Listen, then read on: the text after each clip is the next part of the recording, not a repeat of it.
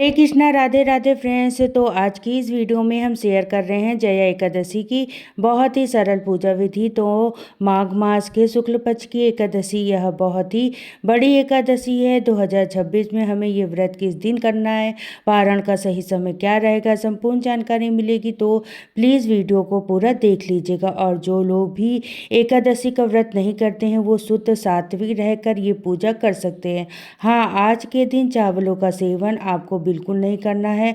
और जया एकादशी को कहीं कहीं पर अजया एकादशी भी कहा जाता है। अच्छा, अजया एकादशी का व्रत करने से हमारे ब्रह्म हत्या जैसे पाप भी नष्ट हो जाते हैं। और जया एकादशी का व्रत करने से कभी भी भूत प्रेत पिशाचियों का हमें सामना नहीं करना पड़ता है। घर में सुख समृद्धि का वास रहता है। माता लक्ष्मी की विशेष असीम कृपा। बाकी देखिए, कपूर, लौंग हो गया, चंदन, घी, तिल, जल, फूल, फल इत्यादि आपके पास जो भी कुछ सामग्री हो पूजा में वह आप इकट्ठा कर ले एक दिन पहले, जिससे कि एकादशी की पूजा आप अर्ली मॉर्निंग कर सके। और एकादशी के दिन आपको कोशिश करनी है कि सूर्य उदय से पहले उठना है। जितना सुबह आप उठकर अपनी पूजा पाठ शुरू कर देंगी उतना ही जल्दी आपको पूजा का फल प्राप्त होता है। और देखिए, घर में उत्तर या पूर्व दिशा में आप चौकी लगा सकते हैं। आप चाहें तो ये पूजा अपने घर के मंदिर में भी कर सकते हैं। अच्छा, 2025 में जया एकादशी का व्रत 29 जनवरी को किया जाएगा। दिन पड़ रहा है गुरुवार का। और गुरुवार के दिन भी भगवान विष्णु जी का पूजन होता है। और एकादशी तिथि भी भगवान विष्णु जी को समर्पित है। तो आप भगवान के किसी भी स्वरूप का पूजन कर सकते हैं। आप शालिग्राम भगवान हो, लड्डू गोपाल हो, सत्यनारायण भगवान की फोटो हो, ठीक है, जो आपके पास है। और हाँ, अगर किसी धातु के विग्रह हैं तो पंचामृत से, कच्चे दूध से आप अभिषेक जरूर कर ले। पूजा में गणपति जी की स्थापना जरूर करनी है। और घर में विराजमान लड्डू गोपाल जी को भी आप पूजा में जरूर से शामिल करें। लड्डू गोपाल जी का आप अच्छे से श्रृंगार स्नान कर लें। हो सके तो पीले रंग के वस्त्र पहनाएं। एकादशी के दिन चावल का प्रयोग ना पूजा में नहीं किया जाता है, ना खाने में, ठीक है। तो आप चावलों की जगह पर तिल ही अक्षर चढ़ाइएगा। भगवान को तो तिल का आसन देते हुए हमने भगवान को विराजमान किया है। एक प्लेट में स्वास्तिक या अष्टदल कमल आप बना ले, उसके ऊपर घी या तिल का तेल का आपको जोत जलानी है। आप चाहें तो यहाँ पर अखंड जोत भी जला सकते हैं, जो कि एकादशी की सुबह से लेकर द्वादशी पारण तक आपको यह जोत जलती रहनी चाहिए। तो कहते हैं, अगर आप किसी व्रत पूजा वाले दिन शुभ तिथि पर अपने घर में अखंड जोत जला लेते हैं तो इससे हमारे जीवन का तो अंधकार दूर होता है, घर में निगेटिविटी दूर होती है। और यहाँ पर गंगा जल छिड़क कर हम सभी को स्नान का भाव कर लेंगे। गंगा जल आप अपने नहाने के पानी में भी डालें और अपने ऊपर भी छिड़क सकते हैं स्नान के बाद। और सबसे पहले चंदन से, तिलक से हम दीपक का पूजन करेंगे। अग्निदेव हमारे पूजा के साक्षी होते हैं, तो जो भी पुष्प हो वो आप चढ़ा दें। और इसके बाद आप हाथ में जल और पुष्प लेकर का संकल्प कर सकते हैं, अपना नाम, अपना गोत्र बोलते हुए। और अब हम करेंगे गणेश जी का पूजन।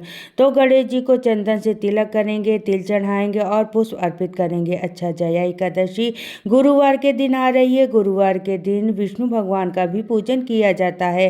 केले की पेड़ की भी पूजा की जाती है। लेकिन कई सारे लोगों का ऐसा सवाल आता है कि दी हमारे घर के आसपास केले का पेड़ नहीं है, तब हम क्या करें। तो देखिए, सत्यनारायण भगवान की फोटो में भी केले के पेड़ बने हुए हैं। आप इनका भी मानसिक रूप से पूजन कर सकते हैं। हल्दी से, चंदन से आप इनको तिलक करें। और आप चाहें तो घर के गमले में भी केले का पेड़ लगाया जा सकता है, आप उनका पूजन भी कर सकते हैं। और अगर ना मिले तो आप फोटो का भी पूजन कर सकते हैं। तो भगवान को चंदन से, रोली से तिलक करें हैं, तिल चढ़ाएं हैं। अच्छा, अगर आपको लगता है आपके घर में कोई भी अकाल मृत्यु से दुनिया छोड़ गए हैं और आपको अजीब अजीब सा कुछ भी महसूस होता है कि वह घर में ही है, उनकी आत्मा को शांति नहीं मिली है, तो आप ये व्रत उनके नाम से संकल्प लेकर कर सकते हैं। और व्रत का फल आप उन्हें समर्पित कर दे। इससे उन्हें मोक्ष की प्राप्ति होगी और आपको अपार पुण्य की प्राप्ति होगी। क्योंकि जहाँ पितृ खुश होते हैं, तृप्त होते होते हैं वहाँ पर उन्नति तरक्की के रास्ते खुल जाते हैं। तो यहाँ पर देखिए हमने भगवान को तिलक कर दिया है और पुष्प चढ़ा देंगे। और देखिए एकादशी के दिन अगर आप व्रत करते हैं तो कथा आपको जरूर से पढ़नी है। अगर कथा की पुस्तक ना हो आपके पास तो आप मोबाइल पर भी कथा सुन लें, लेकिन कथा जरूरी होती है सुननी, ठीक है। इसके बाद आप भगवान को जनेऊ वस्त्र रूपी कलावा आप अर्पित कर दें। और देखिए जो लोग भी एकादशी का व्रत करना चाहते हैं तो बहुत ही सोच समझ कर व्रत शुरू करें। एकादशी का व्रत शुरू करने के बाद बिना उद्यापन के छोड़ा नहीं जाता है। भगवान विष्णु को तुलसी जरूर से चढ़ाइए, लेकिन ध्यान रखिए तुलसी एक दिन पहले ही तोड़ के रख लीजिएगा। और देखिए माघ मास की एकादशी है तो तिल गुड़ से बनी चीज़ों का भोग लगाया जाता है। तो तिल गुड़ से बनी आप रेवड़ी हो गई, लड्डू हो गए और जो भी ऋतुफल आपको मिल जाए उनका भोग लगाइए। तो केले का भोग भगवान विष्णु को बेहद प्रिय होता है और इस दिन एकादशी गुरुवार की है तो केला आपको खाना नहीं है, इस बात का ध्यान रखना है। तो केले के साथ आप अन्य कोई और फल भी चढ़ा सकते हैं जो कि बाद में आप उसे प्रसाद रूप में ले सकें। और देखिए हमने पढ़ लिया है, हाथ में पुष्प और तिल जो हमने ली थी वो हम भगवान को अर्पित कर देंगे। इसके बाद हम भगवान नारायण का जैसे विष्णु चालीसा, विष्णु सहस्त्र नाम जो भी आप पाठ करना चाहते हैं वो कर सकते हैं। और अब हम करेंगे भगवान की प्रेम पूर्वक आरती। तो पहले गणेश जी की आरती करेंगे, उसके बाद भगवान विष्णु जी की आरती करेंगे। और आरती के बाद आप ओम नमो भगवते वासुदेवाय का जाप आपको जरूर करना चाहिए। और देखिए एकादशी तिथि में तुलसी माता का पूजन आप जरूर करें। सुबह ना हो सके तो संध्या के समय दिया जरूर जलाइए तुलसी जी में और पुष्प अर्पित करें। और घर की दहलीज पर दिया जरूर जलाइए।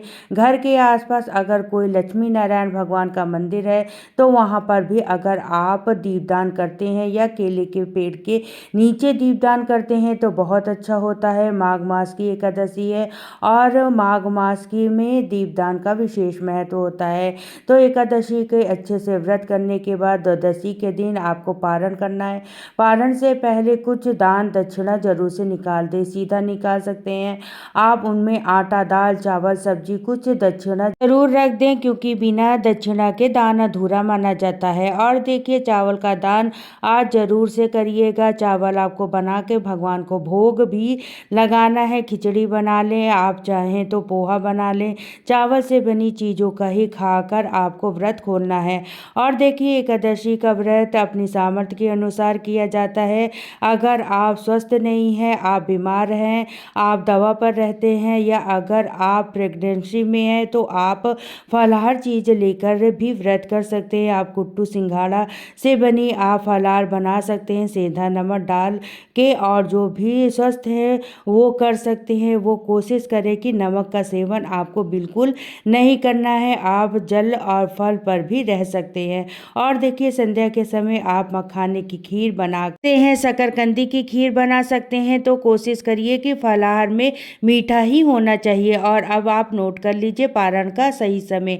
तो 29 जनवरी को दिन गुरुवार को जया एकादशी का व्रत करेंगे और 30 जनवरी को शुक्रवार की सुबह में 7 बजे से लेकर 9:20 तक हम अपने व्रत का पारण कर सकते हैं। तो एकादशी व्रत बहुत ही बड़ा होता है, इसका पारण भी हमें शुभ समय पर ही करना चाहिए, तभी हमारा व्रत का पूर्ण माना जाता है। पूजा में पूर्ण फल प्राप्त होता है। और एकादशी के दिन किसी की निंदा चुगली बुराई से दूर रहिए। पक्षियों की, संतों की या गायों की सेवा करने का मौका मिले तो जरूर से करें। और एकादशी के दिन जितना हो सके कम बोले, ज़्यादा से ज़्यादा भगवान नाम चर्चा और हरि नाम कीर्तन में रहें और अपने गुरु मंत्र का और ओम नमो भगवते वासुदेवा का ज़्यादा से ज़्यादा आप जाप करें। और चौकी अगले दिन पारण के बाद ही हटाई जाएगी। तो और दशमी के दिन हम बुधवार को करेंगे। तो दशमी के दिन ही जो महिलाएं हैं वो अपना बाल धोकर स्नान कर लें। दशमी के दिन ही प्याज, लहसुन, मांस, मदिरा का सेवन नहीं करना है। कटहल, मूली, बैगन, मसूर की दाल ये चीज़ आप ना खाएं। और दशमी के दिन से ही चावल नहीं खाना है, ठीक है। ब्रह्मचर्य का पालन करना है। पूर्ण रूप से घर को, मन को, शरीर को शुद्ध रखते हुए हमें एकादशी का व्रत करना है। आई होप वीडियो में दी गई जानकारी आपको पसंद आई होगी। वीडियो अच्छा लगा हो तो लाइक करिएगा, शेयर करें, कमेंट जरूर करें। चैनल पर पहली बार आए हैं तो सब्सक्राइब कर लीजिएगा। फिर मिलती हूँ नेक्स्ट वीडियो में। तो सभी को राधे राधे, जय श्री कृष्णा।